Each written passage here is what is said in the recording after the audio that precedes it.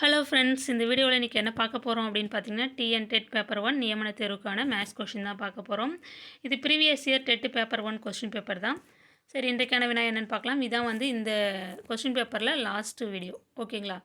3 மணி 30 நிமிடத்திற்கும் 6 மணி 30 நிமிடத்திற்கும் உள்ள விகிதம் கேட்டிருக்காங்க. இது நிமிடமாக நம்ம மணியை நிமிடமாக மாற்றிட்டு தான் நம்ம அடித்து போடணும். ஓகேங்களா? அதை நான் கீழே மாற்றி போட்டிருக்கேன் பாருங்கள்.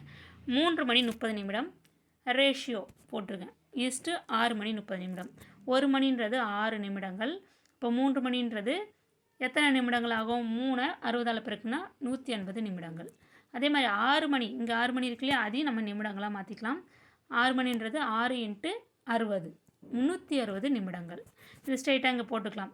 180. 3 மணின்றது 180 நிமிடங்கள். இது ஒரு 30 நிமிடங்கள். ரெண்டு கூட்டிக்கணும். இந்த மணியும் இந்த நிமிடத்துக்குரிய இந்த மணியை நிமிடமாக மாற்றிட்டு இந்த 30 கூட கூட்டினீங்கன்னா உங்களுக்கு ஈஸியாக நீங்கள் ஆன்சர் போட்டுடலாம். 180 நிமிடங்கள் ப்ளஸ் இந்த 30 நிமிடங்கள். இந்த ரேஷியோ நம்ம டிவைடில் எழுதலாம். டிவைடட் 6 மணின்றது 360 நிமிடங்கள் ப்ளஸ் 30 நிமிடங்கள். அப்போ 180 30 கூட்டினா 210 நிமிடம்.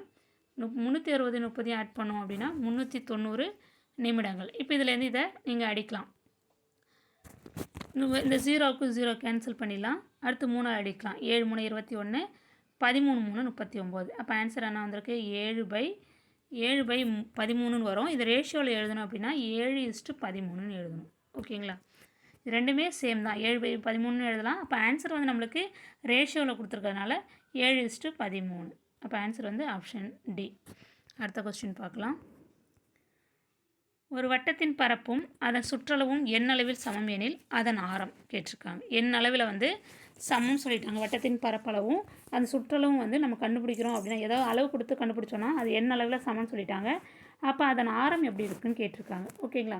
நம்ம அந்த ஃபார்முலா யூஸ் பண்ணி அப்படியே போட வேண்டியதான். வட்டத்தின் பரப்பளவு ஈக்குவல் வட்டத்தின் சுற்றளவு. வட்டத்தின் பரப்பளவு ஃபார்முலா πr². வட்டத்தின் சுற்றளவு 2πr. இது ரெண்டு பக்கத்துலையும் என்ன கேன்சல் பண்ணலாம்? ரெண்டு ஈக்குவலாக இருக்குது. அப்போ இந்த சைட்லையும் இந்த சைட்லையும் சேமாக இருந்தால் கேன்சல் பண்ணிடலாம். இந்த பையும் கேன்சல் ஆகிடுச்சு.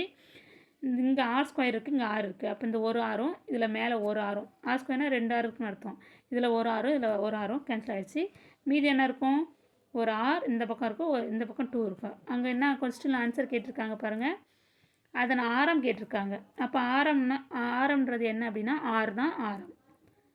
ரேடியஸ் என்ன கிடச்சிருக்கு? 2 கிடச்சிருக்கு. அப்போ ஆன்சர் 2 அலகு. இப்போ ஆப்ஷன் டி தான் கரெக்டான ஆன்சர். அடுத்த கொஸ்டின். 6 மீட்டர் மற்றும் 11 மீட்டர் உயரமுள்ள இரு கம்பங்கள் சமதளப்பு தரையில் செங்குத்தாக உள்ளன. அவற்றின் அடிகளுக்கு இடையேயுள்ள தொலைவு 12 மீட்டர் எனில் உச்சிகளுக்கு இடைப்பட்ட தொலைவு. 6 மீட்டர் 11 மீட்டர் உயரமுள்ள இரு கம்பங்கள் சமதரையில் செங்குத்தாக இருக்குன்னு சொல்லியிருக்காங்க.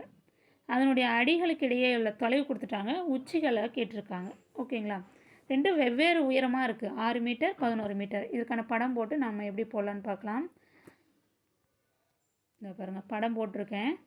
இது என்ன அப்படின்னா, இது 2 கம்பங்கள். இது சமதள பரப்பு. இது கம்பங்கள். 2 கம்பம் எத்தனை சென்டிமீட்டர் எத்தனை மீட்டரில் இருக்குது? 6 மீட்டரில் ஒன்று, 11 மீட்டர் உயரத்தில் ஒன்று இருக்குது. கீழே அதனுடைய அடிப்பகுதியின் அப்புறம் கீழே கொடுத்துருக்காங்க. அவற்றின் அடிகளுக்கு இடையே உள்ள தொலைவு கொடுத்துருக்காங்க. 12 மீட்டர்னு கொடுத்துருக்காங்க. இது 12 மீட்டர். அடிகளுக்கு இடையே உள்ள தொலைவு 12 மீட்டர். உயரம் இது 6, இது 11. அப்போ என்ன கேட்டிருக்காங்க அப்படின்னு பார்த்தீங்கன்னா, உச்சிகளுக்கு இடைப்பட்ட தொலைவு கேட்டிருக்காங்க. உச்சிகள்னால் இதுதான் உச்சிகள். இந்த புள்ளியிலிருந்து இந்த புள்ளி வரை உள்ள தொலைவு இதுதான் கேட்டிருக்காங்க. இது எப்படி போடலான்னு நம்ம பார்க்கலாம். ஓகேங்களா? இப்போ இந்த பக்கம் 12னா ஆப்போசிட் பக்கம் 12. இது வரைக்குமே நீங்கள் பார்த்துக்கோங்க. 12 இருக்குன்னு உங்களுக்கு தெரியும்.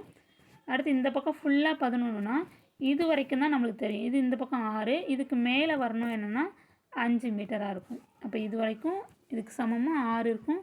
இதுக்கு மேலே 5 மீட்டர் இருக்கும். நம்ம இப்போ என்ன கண்டுபிடிக்கணும் அப்படின்னு பார்த்திங்கன்னா, இந்த உச்சிகள் இந்த பகுதியை கண்டுபிடிக்கணும். இந்த பகுதியை கண்டுபிடிக்கணும்னா நம்ம பிதாகரஸ் தேற்றத்தை தான் யூஸ் பண்ணணும். பிதாகரஸ் தேற்றம் எதுக்கு யூஸ் பண்ணுறாங்க அப்படின்னா, செங்கோண முக்கோணம். இது ஒரு செங்கோண முக்கோணமாக எடுத்துக்கிட்டு இந்த பகுதின்றது கர்ணம் சொல்லுவாங்க. இது 2 பக்க அளவுகள். அப்போ பிதாகரஸ் தேற்றப்படி அந்த ஃபார்முலா என்னென்னா, கர்ணம் ஸ்கொயர் ஈக்குவல் டு பக்கம் ஸ்கொயர் ப்ளஸ் பக்கம் ஸ்கொயர்.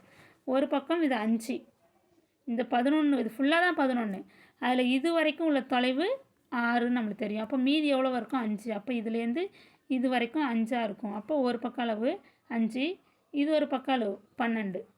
அப்போ 12 ஸ்கொயர் ப்ளஸ் 5 ஸ்கொயர், 12 ஸ்கொயர் பண்ணால் 144, 5 ஸ்கொயர் பண்ணால் 25.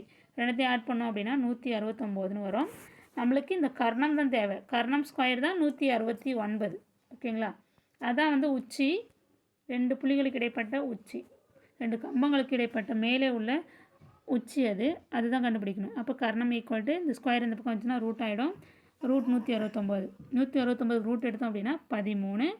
அப்போ ஆன்சர் வந்து இந்த கொஸ்டினுக்கு ஆன்சர் வந்து ஆப்ஷன் ஏ, 13 மீட்டர். உச்சிகளுக்கு இடைப்பட்ட தொலைவு 13 மீட்டர். இப்போ அடுத்த கொஸ்டின் பார்க்கலாம். ஒரு குடும்பம் உணவகம் ஒன்றுக்கு சென்று உணவுக்காக ரூபாய் 500 செலவிட்டு கூடுதலாக சரக்கு மற்றும் சேவை வரியாக 5% செலுத்தியது எனில் மத்திய சரக்கு சேவை வரி கேட்டிருக்காங்க. ஒரு குடும்பம் வந்து உணவகம் ஒன்றுக்கு சென்று உணவுக்காக ரூபாய் 500 செலவிட்டிருக்காங்க. கூடுதலாக சரக்கு மற்றும் சேவை வரி செலுத்தியிருக்காங்க 5% எனில் மத்திய சரக்கு சேவை வரி எவ்வளோன்னு கேட்டிருக்காங்க. ஓகேங்களா? இப்போ 5%ன்றது 500ல் எவ்வளோ நம்ம கண்டுபிடிக்கணும். அப்போ மத்திய சரக்கு சேவை அதில் பாதி அளவு தான் வந்து மத்திய சரக்கு சேவை. ஓகேங்களா? இப்போ 500 5%ன்றது என்னன்னு போட்டிருக்கோம் பாருங்கள். 500 × 5/100. இப்போ 2 0க்கு 2 0 கனெக்ட் பண்ணியாச்சு. 5 5 பேருக்குன்னா 25. இப்போ 25 ரூபாயில் பாதி தான் வந்து மத்திய சரக்கு வரி. அப்போ 25/2 12.5 12,000 ரூபா. அப்போ ஆன்சர் என்ன அப்படின்னு பார்த்தீங்கன்னா ஆப்ஷன் சி தான் கரெக்டான ஆன்சர். ஓகேங்களா? இந்த 3 சம்மில் ஏதாவது டவுட் இருந்ததுன்னா கமெண்ட்ஸில் தெரிவிங்க. இந்த வீடியோ உங்களுக்கு பயனுள்ளதாக இருக்கணும்னு நம்புகிறேன். Thank you friends.